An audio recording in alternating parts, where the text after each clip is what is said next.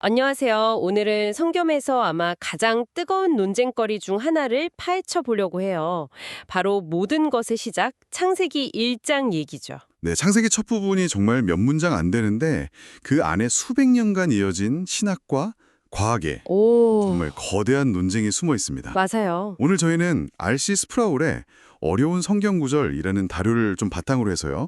그중에서도 가장 핵심적인 두 가지 논쟁을 한번 깊이 들여다보려고 합니다. 네, 오늘 저희의 목표는 단순히 이런 이론이 있다 하고 소개하는 게 아니에요.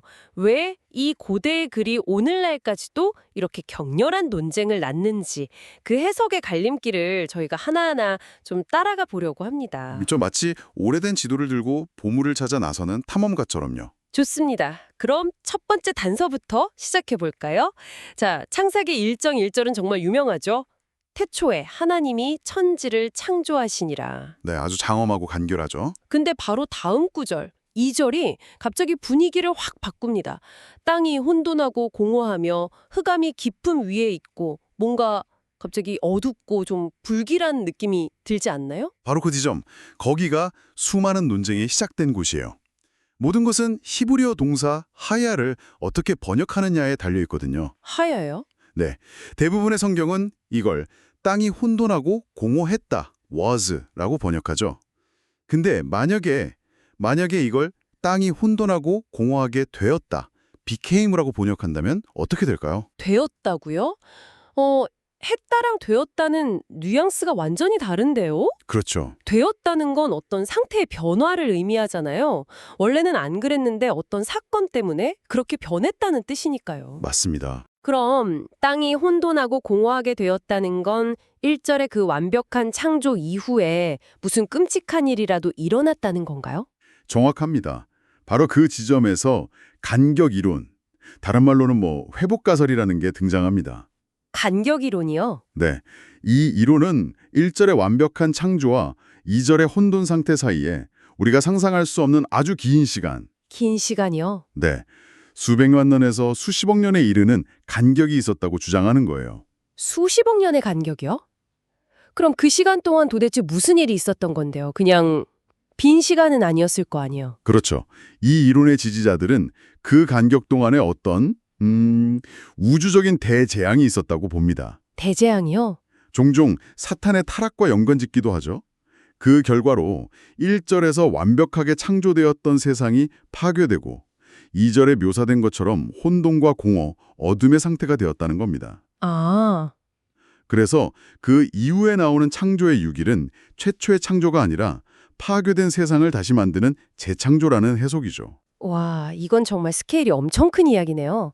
근데 잠시만요. 이건 좀 이상하게 들리기도 해요.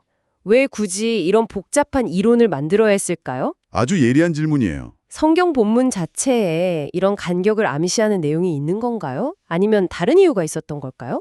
사실 이 이론이 본격적으로 힘을 얻게 된 주된 동기는 본문 내부보다는 외부에서 왔어요. 외부에서요? 네, 바로 19세기 지질학의 발전이었죠. 과학자들이 지구의 나이가 그 성경의 족보를 바탕으로 계산한 수천 년보다 훨씬 더 오래되었다는 증거들을 발견하기 시작한 거예요. 아, 그렇군요. 그러니까 이 간격 이론은 성경 본문 자체에서 자연스럽게 나온 해석이라기보다는 19세기 지질학의 발견이라는 외부 충격에 대한 일종의 신학적 반응이었던 셈이네요. 맞습니다. 수십억 년이라는 그 과학적 시간을 성경 안에 어떻게든 넣을 공간을 마련하기 위한 시도였던 거죠. 일종의 변증적인 시도였군요. 그렇죠. 1절의 최초 창조를 수십억 년 전에 딱 둬버리면 지구의 오랜 나이 문제를 해결하고 2절 이후의 재창조는 비교적 최근인 수천 년 전에 일어났다 이렇게 설명할 수 있으니까요. 신앙과 과학을 조화시키려는 노력이었군요. 네, 그런 셈이죠. 그 노력은 이해가 가는데 언어학적으로는 어떤가요? 정말 되었다라는 번역이 타당한가요? 언어학적으로는 상당히 무리가 있다는 게 중론입니다. 아, 그래요? 아까 말씀드린 히브리어 동사 하야의 압도적인 용례는 그냥 상태를 나타내는 였다거든요. 아주 드물게 정말 1% 미만의 경우에 가되다라는 의미로 쓰일 때도 있지만 네. 문법적으로나 문맥적으로 볼 때 창세기 1장 2절을 그 드문 용례로 봐야 할 강력한 근거는 부족합니다. 동기는 외부 과학이 있었던 거지 본문 자체의 언어적 필요는 아니었다고 보는 거죠. 그렇다면 전통적인, 그러니까 간격 이론에 대한 대안적인 해석은 무엇인가요? 2절의 혼돈과 공허를 어떻게 이해해야 하죠? 고전적인 해석은요. 2절이 어떤 파괴된 폐허를 묘사하는 게 아니라 아직 미완성된 상태를 묘사한다고 봅니다. 미완성된 상태요? 네, 예를 들어서 화가가 그림을 그리기 전에 텅 빈 캔버스나 아니면 건축가가 건물을 짓기 전에 기초공사 단계 같은 거죠. 아, 그러니까 파괴된 게 아니라 아직 아무것도 채워지지 않은 상태라는 거군요. 바로 그거죠. 하나님께서 세상을 지을 기본 재료나 토대를 만드셨고 아직 빛을 만들지 않으셨으니 당연히 어두웠고 생명으로 채우기 전이니까 당연히 비어 있었다는 말이네요. 맞습니다. 그건 혼돈이 아니라 질서 있는 창조 과정의 첫 단계로 볼 수 있는 거죠. 파괴의 잔해가 아니라 앞으로 채워질 가능성으로 가득 찬 미완의 상태. 이게 전통적인 방식이군요. 네, 그렇습니다. 결국 그 첫 번째 논쟁은 지구의 나이를 성경에 어떻게 담을 것인가 하는 문제와 깊이 연관되어 있었군요. 근데 창세기에서 시간과 관련된 논쟁은 여기서 끝이 아니죠. 훨씬 더 유명하고 아마 더 치열할지도 모르는 논쟁이 바로 뒤따라오잖아요. 맞습니다. 바로 그 6일, 창조의 6일입니다. 네.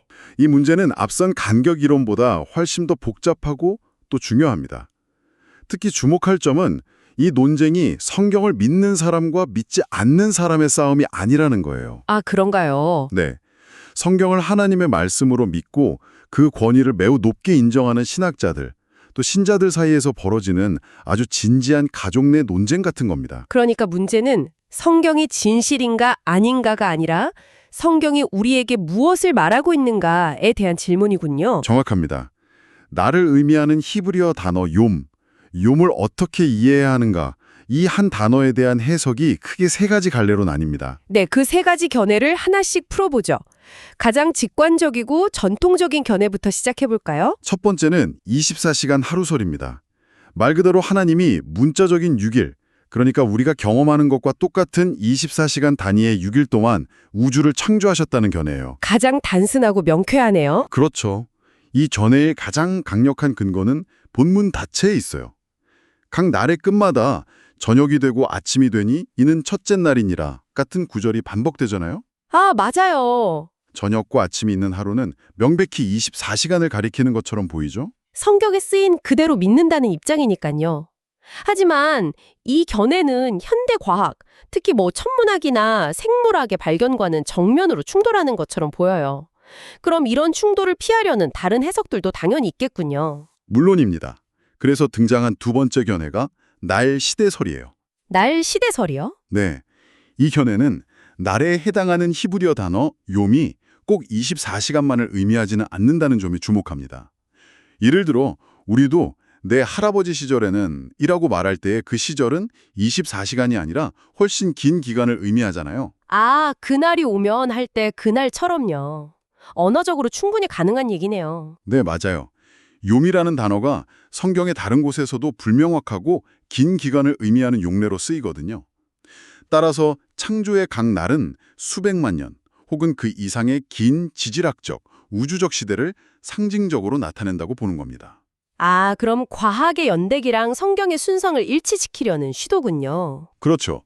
첫째 날은 빅뱅과 초기 우주 형성의 시대, 다섯째 날은 수중생물이 폭발적으로 나타난 캄브리아기, 이런 식으로요. 이것도 앞서 살펴본 간격 이론처럼 과학과의 조화를 모색하는 해석이군요.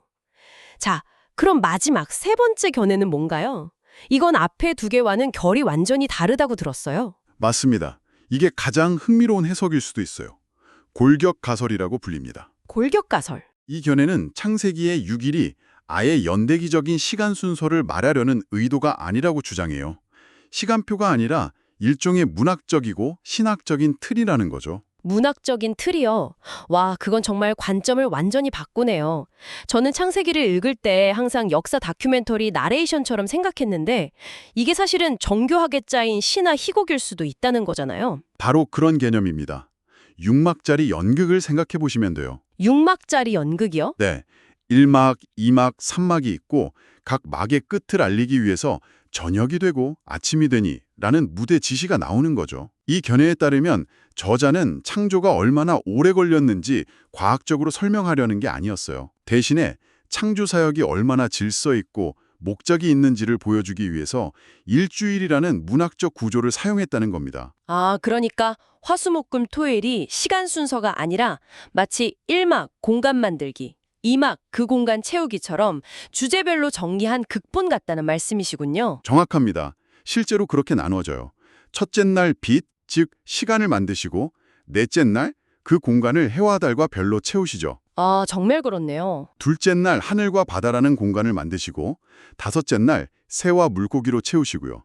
셋째 날 땅이라는 공간을 만드시고 여섯째 날 동물과 인간으로 채우십니다. 아주 대칭적이고 아름다운 구조를 가지고 있죠. 와, 이렇게 보니까 정말 이런 문학적 구조를 보면 저자의 의도가 과학적 시간 보고서가 아니었을 수 있다는 주장이 상당히 설득력 있게 들려요. 그렇죠. 자료에서도 창세기의 장르가 복잡하다고 지적하잖아요. 유프라테스강 같은 실제 지명이 나오는 역사 서술 같으면서도 동시에 생명나무 같은 상징적인 요소가 등장하니까요. 바로 그 지점 때문에 골격 가설 지지자들은 우리가 아주 독특한 장르의 문학을 다루고 있다고 주장해요. 그들은 문자적 해석이란 무조건 사전을 따르는 게 아니라 해당 장르에 맞게 읽는 것이라고 말합니다. 아, 만약 창세기의 장르가 신학적 메시지를 담은 일종의 서사시라면 그것을 현대 과학의 시간표라는 잣대로 읽는 건 저자의 원래 의도를 놓치는 것일 수 있다는 거죠. 자, 그럼 정리해보면 창세기 1장 2절에 혼돈을 두고 파괴된 과거로 보는 간격 이론과 미완성의 시작으로 보는 전통적 견해가 있었고 창조의 6일을 두고는 문자적인 24시간, 긴 지질학적 시대, 그리고 문학적 틀이라는 세 가지 주요 해석이 있군요. 근데 도대체 왜 이렇게까지 에너지를 쏟아가면서 이 문제로 논쟁하는 걸까요? 그냥 옛날 이야기로 넘길 수도 있잖아요. 결국 이 모든 논쟁은 두 가지 아주 중요한 문제로 귀결돼요. 바로 성경의 권위와 신앙과 과학의 관계입니다. 아, 어떤 이들에게는 만약 창세기의 내용이 현대 과학과 문자적으로 일치하지 않는다면 성경 전체의 신뢰도가 흔들릴 수 있다는 두려움이 있어요. 반면에 다른 이들에게는 성경을 21세기 과학 교과서로 읽으라고 강요하는 것 자체가 성경의 본래 목적과 장르를 오해하는 것이라고 생각하죠. 자료에서 아주 흥미로운 역사적 사례를 들었죠. 코페르니쿠스가 지구가 태양주위를 돈다고 주장했을 때 마르틴 루터나 장 칼뱅 같은 위대한 종교개혁가들조차 처음에는 그 주장을 거부했다고요. 맞아요. 왜냐하면 시편에 하나님께서 땅에 기초를 놓으사 영원히 흔들리지 아니하게 하셨나이다 같은 구절이 있거든요. 지구가 움직인다는 건 성경에 어긋난다고 생각했던 거죠. 그게 이 논쟁의 핵심을 보여주는 아주 좋은 예입니다. 결국 후대의 신학자들은 그런 구절들이 천문학적 사실을 설명하려는 게 아니라 하나님의 섭리가 얼마나 견고한지를 시적으로 표현한 것임을 이해하게 됐죠. 네. 즉, 자연이라는 책을 통해 얻은 새로운 지식이 성경이라는 책에 대한 우리의 해석을 더 깊고 풍성하게 만들어준 사례예요. 아, 두 권의 책이라는 개념이군요. 하나님께서 기록된 말씀인 성경과 창조 세계인 자연이라는 두 권의 책을 통해 자신을 계시하신다는. 맞습니다. 그 두 책의 저자는 같은 분이기에 궁극적인 모순은 있을 수 없어요. 하지만 둘 중 하나 혹은 둘 다에 대한 우리의 이해는 불완전할 수 있고 그래서 언제나 수정될 여지가 있죠. 그렇군요. 결국 이 논쟁은 우리에게 겸손하라고 말하는 것 같아요. 네, 겸손을 가르쳐주죠. 내가 가진 과학적 지식이나 내가 고수해온 신학적 전통이 최종적인 답이 아닐 수도 있다는 것. 언제든 우리의 해석을 재검토할 준비가 되어 있어야 한다는 자세 말이죠. 아일랜드의 어셔 대주교가 성경 족보를 계산해서 세상이 기원전 4004년 10월 23일에 창조되었다고 발표한 것처럼 인간의 해석을 성경 자체의 진리와 혼동해서는 안 된다는 경고이기도 하고요. 정확합니다. 목표는 특정 과학이론이나 특정 신학 전통을 맹목적으로 방어하는 것이 아니라 성경 본문이 그 시대의 독자들에게 그리고 오늘 우리에게 정말로 무엇을 가르치려고 하는지 끊임없이 묻고 이해하려는 노력 그 자체에 있습니다. 그렇다면 이 모든 복잡한 논쟁들이 오늘날 이 내용을 듣고 계신 분들께 궁극적으로 무엇을 의미할까요? 저는 이런 어려운 본문과 실험하는 것이 결코 믿음이 약하다는 증거가 아니라 오히려 살아있는 신앙의 필수적인 부분이라는 것을 보여준다고 생각해요. 아, 창세기 1장은 단순히 세상이 어떻게 시작되었는지에 대한 고대의 정보 목록이 아니에요.